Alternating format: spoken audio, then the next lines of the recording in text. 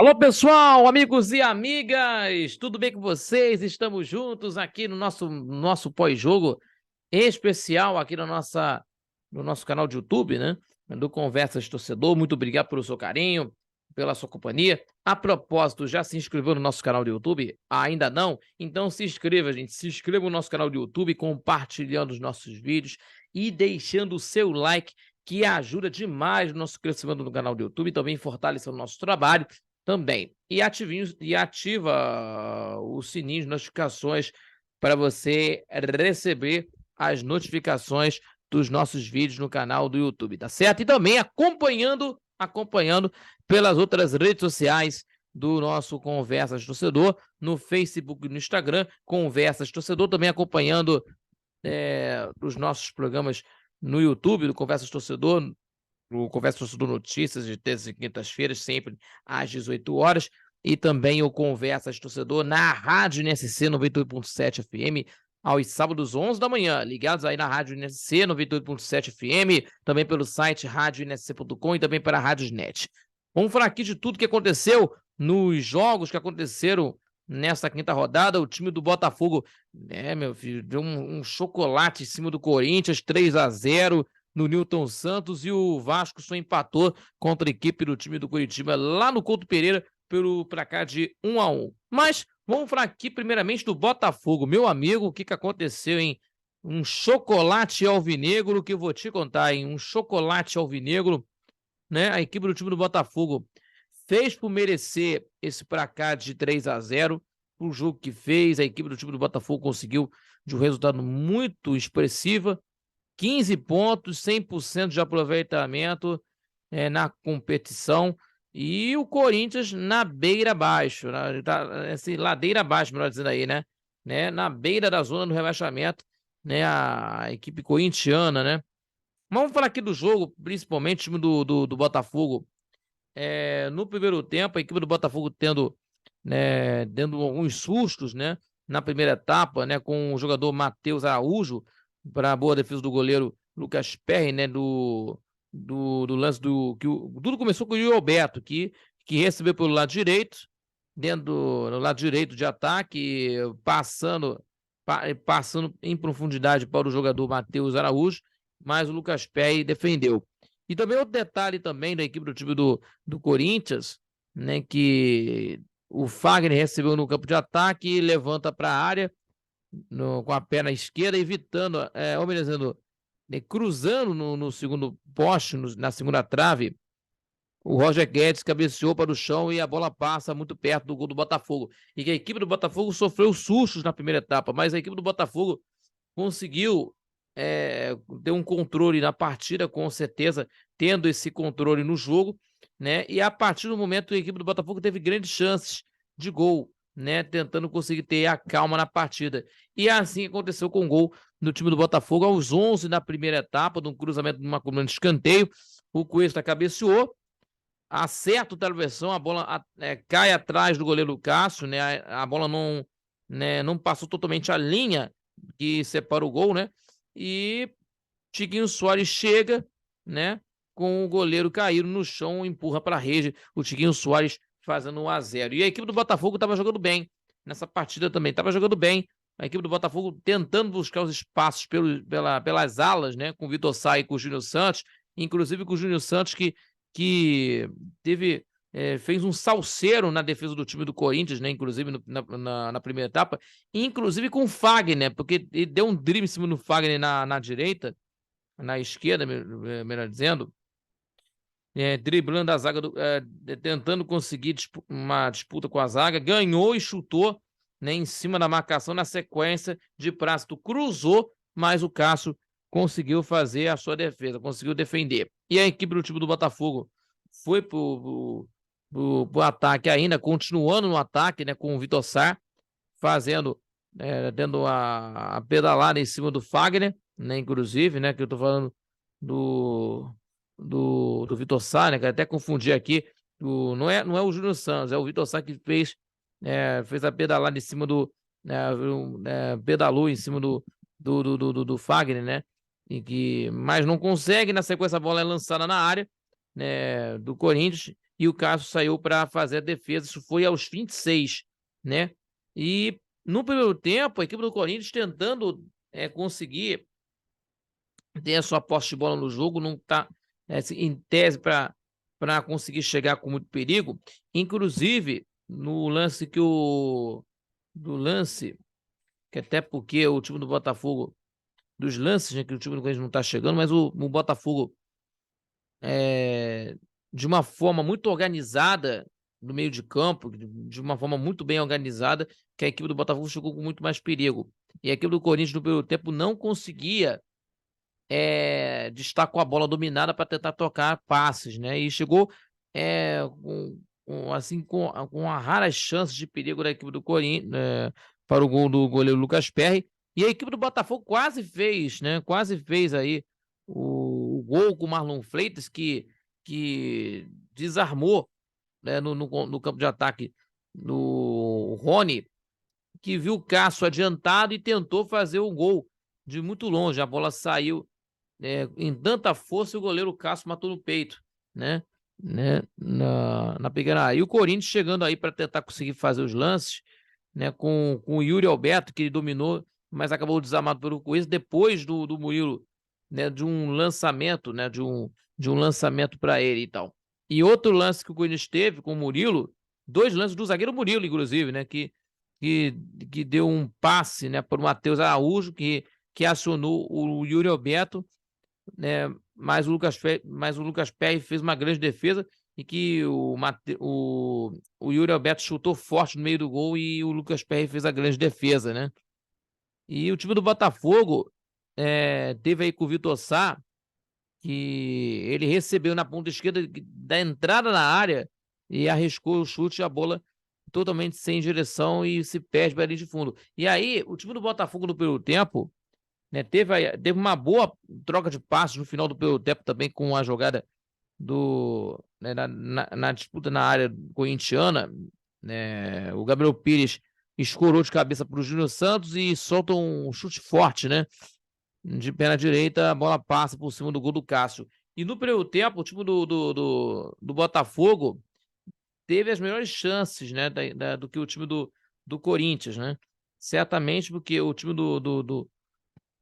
da equipe, né, do time do Botafogo teve mais chances, né, utilizando os seus alas, alas não, pontas, né, para conseguir fazer ótimas jogadas. O Vitor Sá e o Júnior Santos que se destacando, né, os dois estão 2 destaques do Botafogo aí nesses últimos jogos aí, pela qualidade que eles têm. E a equipe do Corinthians, no primeiro tempo, não conseguia, né, dominar para passar, né, dentro dos passos que estão precisando conseguir fazer.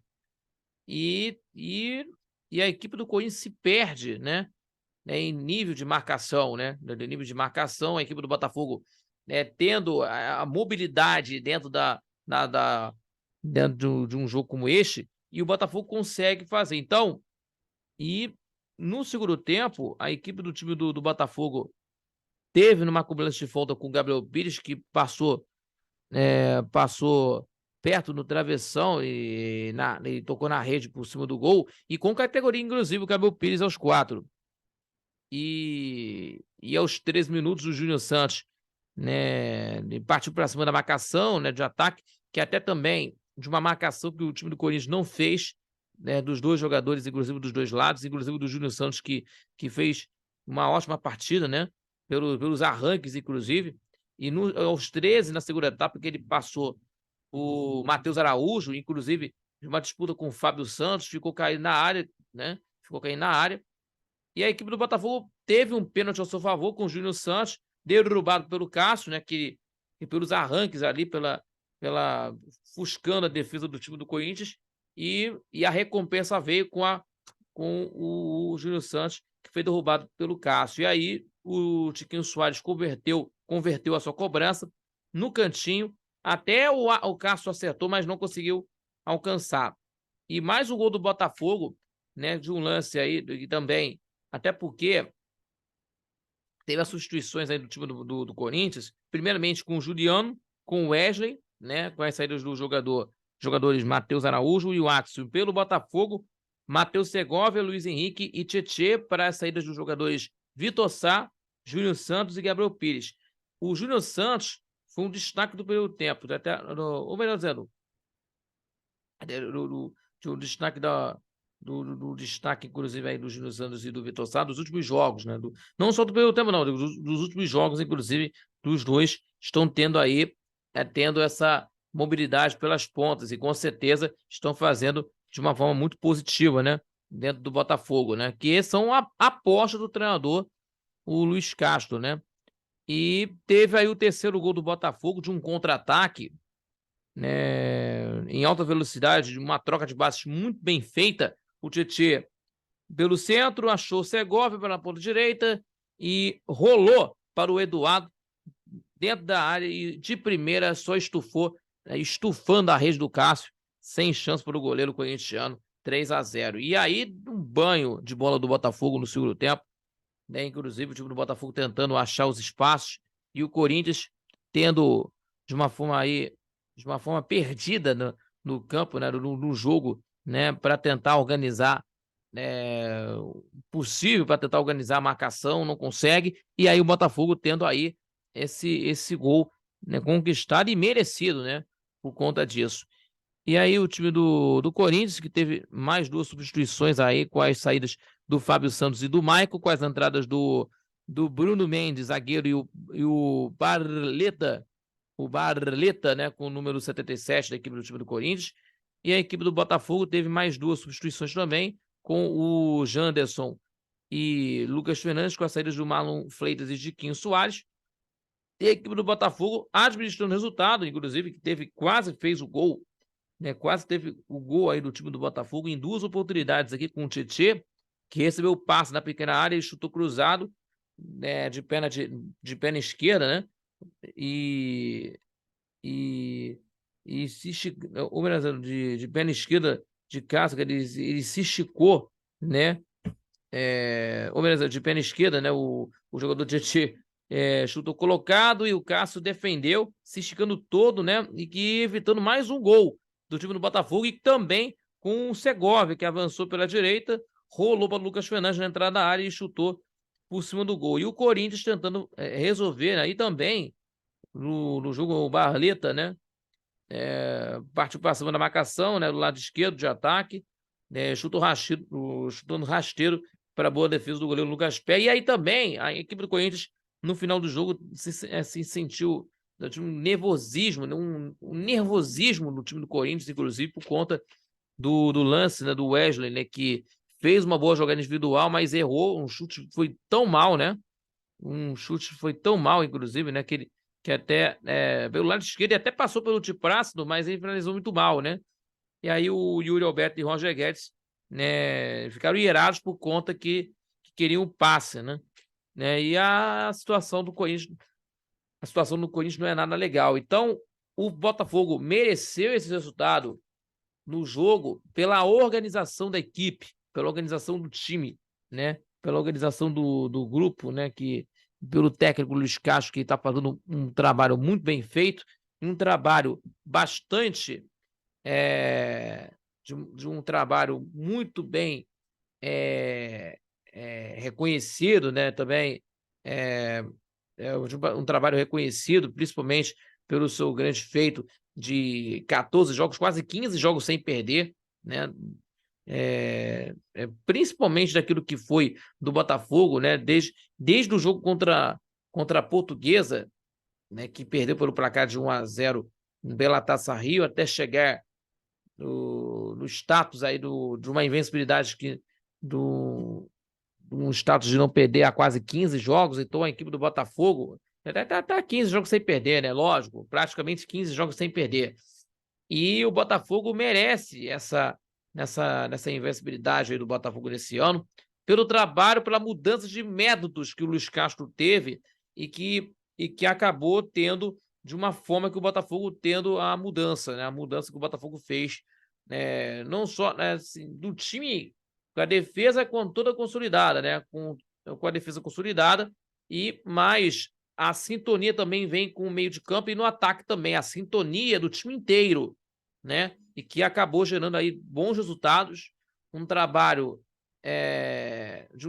muito bom, e aí, merecidamente, o time do Botafogo é líder do Campeonato Brasileiro de Futebol pelo trabalho que o Luiz Castro teve, pela mudança, né, não é assim, que eu falei de mudança de métodos, não é pela mudança de métodos, mas pela mudança, né, pelo comportamento da equipe e também da questão que o Luiz Castro teve aí para passar para os jogadores, o quanto que agora são jogadores importantes, né? Por exemplo, aqui falei das pontas do Vitor Sá e do Júnior Santos, que são jogadores importantes para esse momento aí do campeonato. Também o meio de campo evoluindo cada vez mais e a zaga consolidada e também o goleiro, o Lucas Perry, que está agarrando tudo, né? E deixando o Gatito Fernandes no banco de reservas, que pode voltar ao Botafogo, que pode retornar ao Botafogo, mas vai ficar no banco de reservas porque o Lucas Pérez está de uma fase brilhante, né? Nesse início aí, tá certo? E vai encarar contra a equipe do time do Goiás a partir das 18h30 desse domingo, horário de Brasília, desse embalo, né, que tem aí o time do Botafogo. Então, a equipe alvinegra conseguindo esse resultado, isso é o mais importante, que o Botafogo tem de melhor do que o resultado que teve nesse jogo contra o Corinthians. Isso traduz aí o bom trabalho em que até também o treinador Luiz Castro tem de um ponto positivo para que isso representa de um bom trabalho. Então, o Botafogo é o líder do Campeonato Brasileiro, com 15 pontos ganhos, e que foi pelos méritos do Botafogo nesse início de Campeonato Brasileiro, e 2 pontos à frente do Palmeiras, que venceu o jogo contra a equipe do Grêmio pelo placar de 4-1 no jogo na quarta-feira. Então, um resultado muito importante para o Botafogo nesse início de Campeonato Brasileiro, certo? E o Vasco da Gama empatou apenas pelo placar de 1-1, né? O Vasco, que vai enfrentar na próxima rodada contra o Santos no estádio de São Januário às 4h, né? A equipe do Vasco da Gama, no primeiro tempo, teve o campo territorial no jogo, mas não conseguiu efetuar as chances de finalizações em gols, né? Durante a partida. Então, foi muito questionável, né? Mais uma vez, questionável nessas partidas aí. Mais um empate, né? O segundo empate, o segundo jogo consecutivo com empate, né? Inclusive. Então, certamente também do resultado aí, no jogo, na primeira rodada, venceu por 2-1 contra o Atlético, fora de casa, empatou contra o Palmeiras, 2-2, foi derrotado contra o Bahia dentro de casa, e teve dois empates contra o time do Fluminense e agora contra o Coritiba. Então são 4 jogos sem vencer, né? Então, temos aí 3 empates e uma derrota. Então, temos aí de uma sequência bem complicada aí, né? Que até porque se não mudar a situação, a coisa vai complicar para o Vasco de vez, que o time do Vasco está tendo aí os mesmos erros aí, né? Daquilo que tendo uma marcação forte, não está conseguindo resolver. Então, a equipe do Vasco precisa mudar isso aí, precisa mudar de postura nesse sentido. Então, a equipe do time do Vasco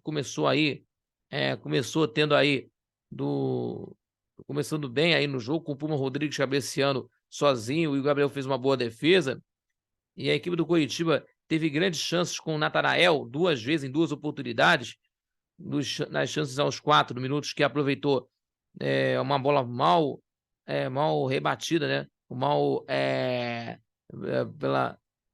Aproveitou a bola mal. Teve essa situação do Rodrigo, que foi mal rebatida, né? Pelo Rodrigo, né? Que chutou firme cruzado, o Natanael, né? Que aproveitou a bola, repito aqui, que errou o chute, né?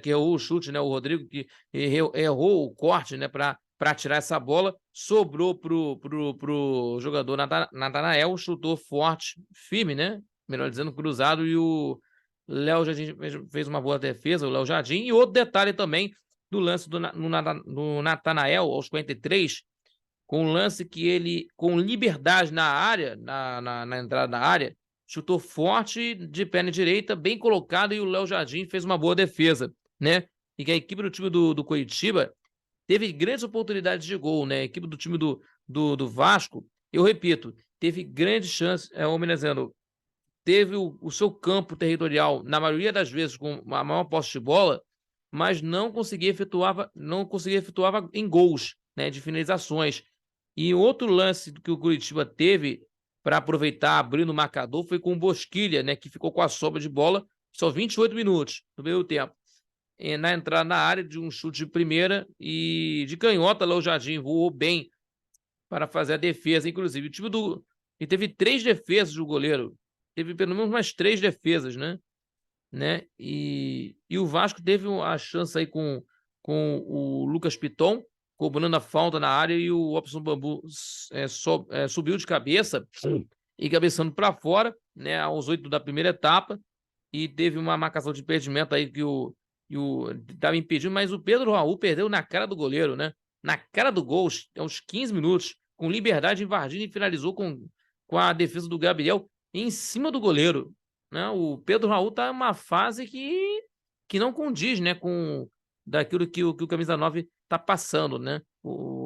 Uma seca de gols, inclusive. Então, o Pedro Raul está numa fase, uma fase bem ruim. Ou melhor, bem ruim não, uma fase ruim, né? Porque temos aí de uma forma que está acontecendo aí com o Pedro Raul, que até o momento tá complicado de marcar gols o Pedro Raul, inclusive. Então, e a equipe do Coritiba teve o gol, né? Daquilo que o Vasco não aproveitou para tentar conseguir, e tendo as finalizações, o time do Coritiba aproveitou essa chance de gol aos 48, com gol do jogador Zé Roberto. Um jogador Zé Roberto, né, no cruzamento rasteiro de Robson pela direita, e de uma jogada que parecia despretensiosa, né, digamos assim, né?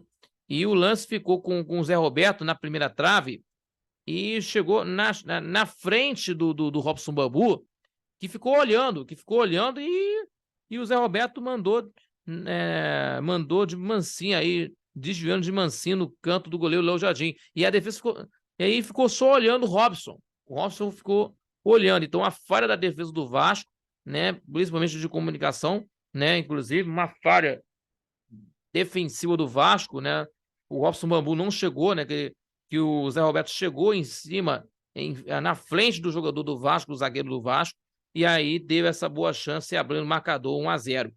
E a equipe do Vasco, no segundo tempo, no início do segundo tempo, teve aí as substituições, né, com as entradas do Galazza e do Figueiredo, para tentar chegar mais no ataque, né? Porque o time do Vasco não aproveitou as chances que precisava, nos lugares do Andrei e do Rodrigo, que, né, o Rodrigo teve aí numa participação aí, infelizmente, de uma forma não boa, né, na partida no meio tempo.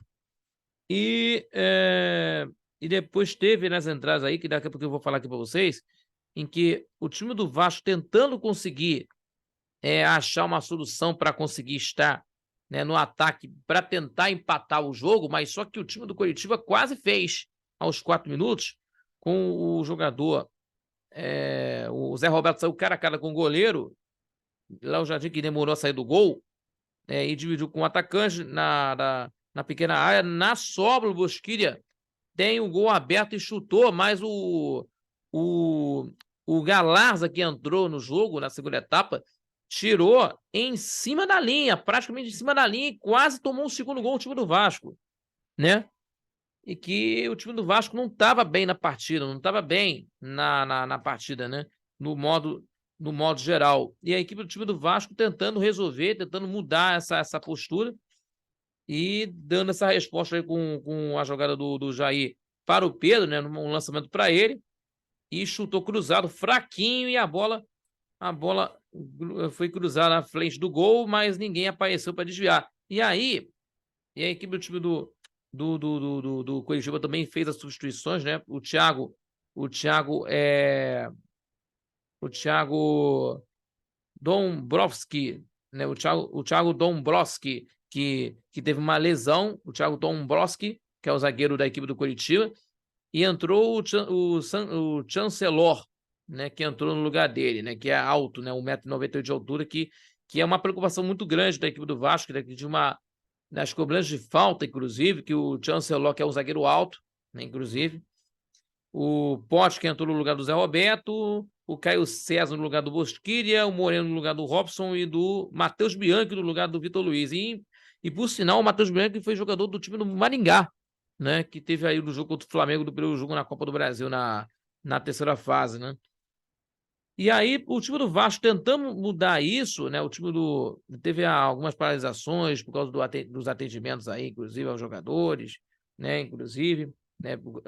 Inclusive do zagueiro do Coritiba, inclusive, né? E de um jogo que até no segundo tempo estava meio do meio o que eu posso dizer para vocês que não assim um pouco movimentado, né, que estava um jogo parado e devido a situações de atendimentos, de faltas, né, de faltas cometidas dos dois lados, das faltas cometidas pelos dois lados, né, por intermédio disso, né, inclusive.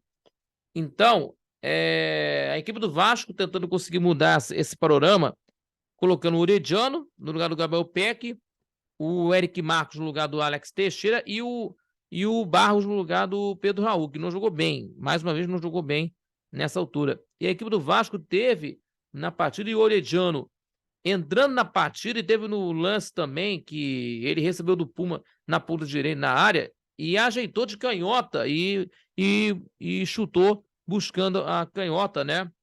Mas passou perto. E aí teve o gol do Vasco aos 34, né? No cruzamento do Galaza pela direita. Natanael se atrapalhou, né? Se atrapalhou dentro da área e sobrou para o Eric Marcos, que dominou, que teve um domínio e chutou no canto esquerdo do goleiro Gabriel, sem chance para o goleiro, sem chance para o goleiro do Coritiba, né?